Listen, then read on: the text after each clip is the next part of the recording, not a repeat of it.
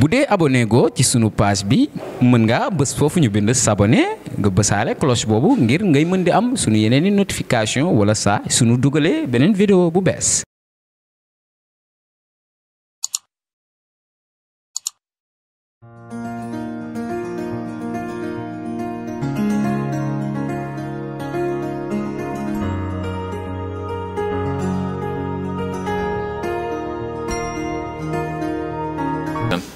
Bon, comme vous le voyez aujourd'hui, vous avez remarqué qu'il y a plusieurs jeunes qui sont là,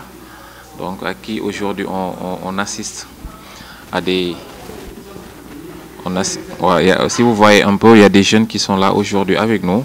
parce que nous avons pris la journée d'aujourd'hui, le jeudi et le vendredi, donc pour faire avec eux, pour échanger avec les jeunes. On échange sur le plan professionnel, c'est-à-dire que il y a des partenaires aujourd'hui qui nous ont suggéré des avantages envers cette jeunesse, qui nous fait comprendre qu'aujourd'hui, il est normal et il est temps de penser au recrutement des jeunes dans le cadre numérique. Et vous savez que nous, au niveau du CREI, nous évoluons dans le numérique parce que nous faisons des formations en TIC, les nouvelles technologies de l'information et de la communication. C'est la raison pour laquelle aujourd'hui, nous avons invité beaucoup de jeunes, sous la tutelle, donc sous la présence aussi de nos partenaires ANPEJ Saint-Louis. Et l'objectif de cette rencontre, c'est d'échanger avec les jeunes, leur donner des conseils en entrepreneuriat, échanger avec eux sur leur devenir, échanger avec eux aussi sur les techniques qui leur permettent d'avoir un emploi dans les institutions, que ce soit l'État ou les partenaires. Donc si vous voyez aujourd'hui, on est tous là, on essaie d'échanger depuis ce matin, depuis 8h, 9h, on a commencé les entretiens. Mais on s'est rendu compte que la demande, elle est forte. Et donc par rapport à cela maintenant, nous invitons aux partenaires de réagir très rapidement dans ce qu'on est en train de faire. Parce qu'il est important, les jeunes ont besoin aujourd'hui d'avoir des insertions, mais aussi ils ont besoin d'avoir des formations qui leur permettent vraiment d'avoir un métier. Et nous allons continuer ces genres d'échanges dans les jours à venir pour permettre toute la jeunesse saint-louisienne de pouvoir bénéficier de ces avantages. Parce que souvent, nous avons ces genres d'opportunités que les partenaires nous demandent. Et comme nous sommes à Saint-Louis et que la demande aujourd'hui, vous voyez ce qui s'est passé avec la sortie du président récemment, il a dit qu'il faut que tout le monde s'y mêle pour qu'on puisse accompagner la jeunesse. Donc là aujourd'hui, non seulement nous faisons des techniques d'entretien, mais aussi nous préparons les jeunes vers les jours à venir parce que bientôt, il y aura des partenaires qui viendront nous soutenir dans ce sens-là, en matériel, en formation, mais aussi en emploi, parce que c'est dans le programme. Voilà, c'est la raison pour laquelle nous sommes là. Voilà, tey bu ngeen gisee tey CREI bi tey jeunesse bi yëpp ñi ngi ci CREI bi donc ñëw parce que tey dañu amoon ay avantages yi nga xam ni ay partenaires yi nekk fii ñoo ko proposé dañu nekk nag ak ñoom en phase pilote.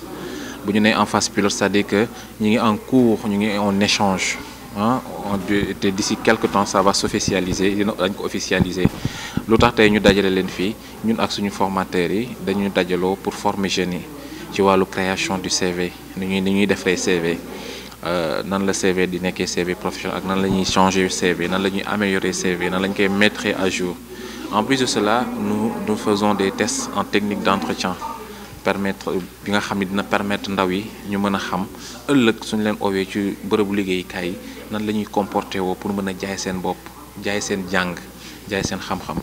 pour que ñu mën a exercer wu dans ça loolu ñu fi indi tey et ñi ngi ko commencé depuis 9h et incha allah am nañu yaakaar ni suñ ko continuer di ko def ni suñu partenaires yi daañu gën a mën a jàppale parce que tey objectif bi mooy partenaires yi ñëw jël bénéficier wu ci gone yi nga xam ne tey ñi ngi fii di wut xam-xam ci wàllu informatique ak ci wàllu numérique ndax ñoom objectif bi recruter le maximum de jeunes dans le cadre numérique mooy avec le privé les partenaires ñoom loolu mooy seen objectif moo tax léegi balaay loolu nag di ñëw donc il est normal ñu préparer xale yi ci wàllu ni ngay déposer CV nan la ñuy def ak yow entretien nan la ñuy def ak yow échange nan ngay mën a jaayee sa xam-xam nan ngay mën a wanee ni yow kat lii mën nga ko lii mooy sa métier lii mooy sa domaine tey boo xoolee loolu la ñu fi dajale et duñ ko bàyyi de si xëy na même partenaire dañu yéex comme ñu gaaw dañuy continuer chaque jour di ko def di leen wan ni leen saa yu ngeen ñëwee Ndar daa ngeen fekk jeunesse bu mûre jeunesse bu mature ak jeunesse bi nga xam ne au moins am nañu tey seen ay xam-xam bi nga xam ne mën nañu ko exercer ça dépend nag ci métiers yi nga am na fi ay métiers yi nga xam ni autre que numérique am na yeneen métier mais li ñu gën a intéressé pour l'instant ñu xuus ci numérique jàppale ndaw yi ba nga xam ni daañu mën a préparer fu leen partenaire bettee rek ñu mën a présenter seen CV présenter seen xam-xam donc mën a bénéficier wu ci emploi yooyu partenaires yi bëgg def d'ici quelques jours. bu dee abonné go ci sunu page bi mën ngaa bës foofu ñu bind s'abonner nga bësaale cloche boobu ngir ngay mën di am sunu yeneen i notification wala saa sunu dugalee beneen vidéo bu bees.